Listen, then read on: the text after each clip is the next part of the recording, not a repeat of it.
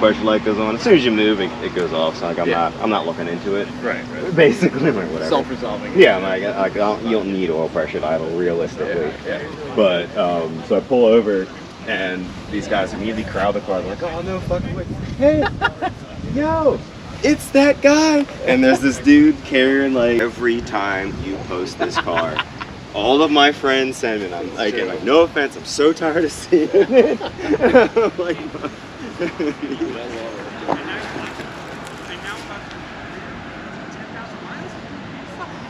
definitely, yeah, the driver's like 4 years. Definitely, like my other build is more impressive. The mid-engine Acura Integra, mid-engine VR6. You really get to see the difference between front engine and mid-engine, and like I tried to unstick that thing. And you'll take a corner, you're like, literally, like, I'll be like, straight neck break, like, full lean, and give it like that. Alright, dude, tell me about this thing. So it's literally a joke car. I made it as a joke. I wasn't trying to kill the scene or make something super crazy. I just had a 2-liter engine with a turbo on it, and my buddy gave me this car for free, and I slapped them together. About a year later, I got tired of the reliability issues of a 2-liter turbo, and a 1.8T with a KO4 wound up in it. And that was about 3 years ago, and I've just been kind of driving it ever since. Butt dyno, how much power do you think it's making with KO4? About 250, 270. What's the car weigh? About 2,200 pounds. So, it gets down. I'm constantly surprised at just how fast it is. I love it. I guess next question, I know you mentioned the paint. Did you say it's Sherwin-Williams? So it's all Sherwin-Williams paint match, besides the red, which is just an extremely close eBay color. I've had it next to actual Harlequins. It's almost indistinguishable. It's pretty cool, yeah. So, but yeah, the Sherwin-Williams, that's actual Ginster yellow, Chagall blue, and pistachio green. It was like $100 a quart to make that happen too. So well, I mean, compared to like true automotive paint. Oh yeah, I've been very happy with it. Cluster wise, I seen the cluster. Did you retrofit it into the stock So dash? the entire car runs a Volkswagen harness from like a Jetta or a Golf. Like there's no Honda electronics in the car at all anymore. Really? Headlight to taillight. There's a Volkswagen fuel tank in it.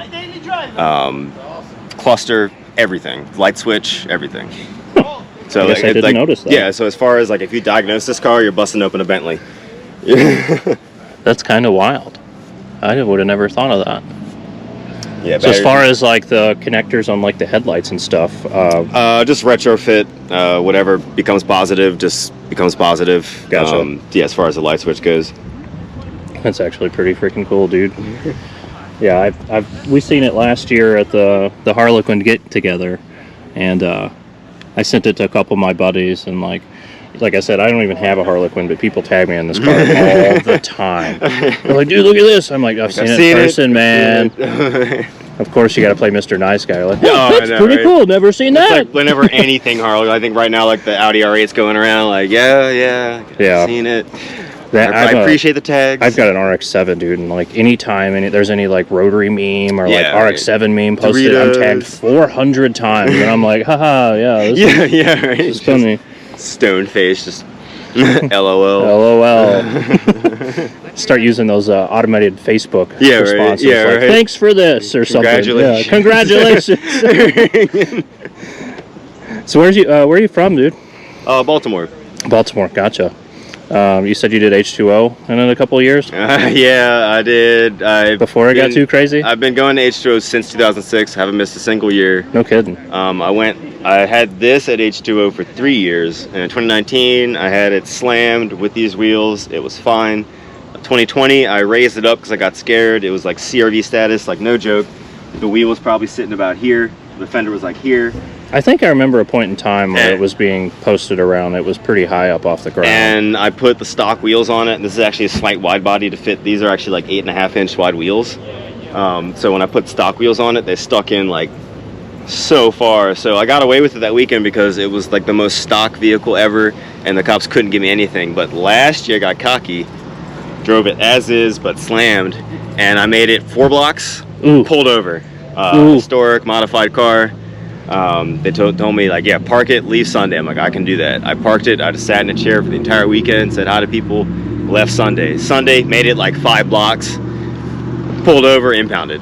Damn. Automatic $985 to have your car impounded on top of why I whatever tickets they pulled you over for in the first place. So it was like $1,300 to get my car at impound that day.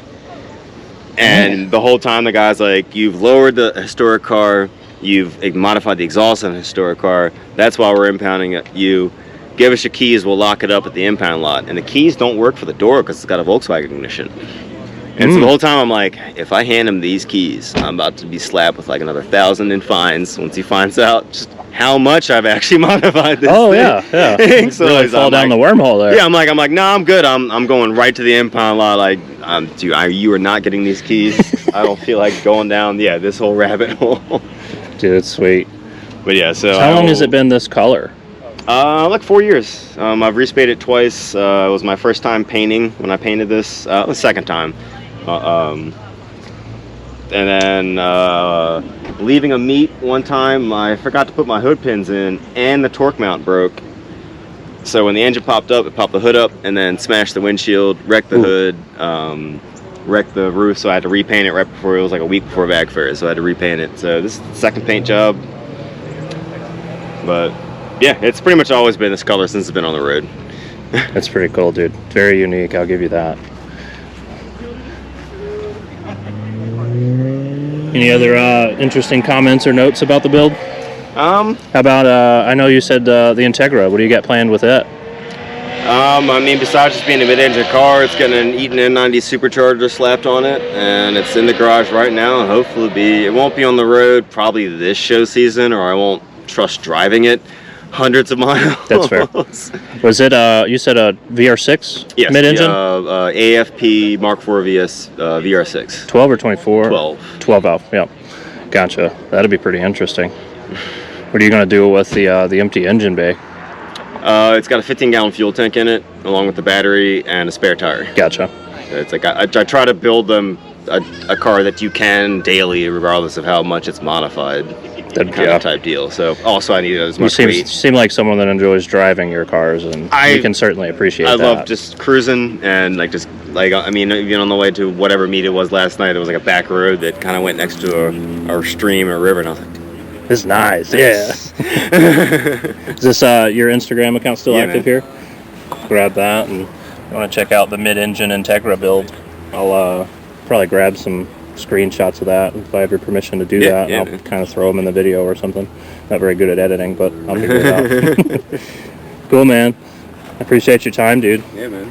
I'm sure we'll see you around, and we'll definitely see you again next year, brother. Yeah, hopefully I want to have both my Integra and the Civic at shows, just blowing people's minds.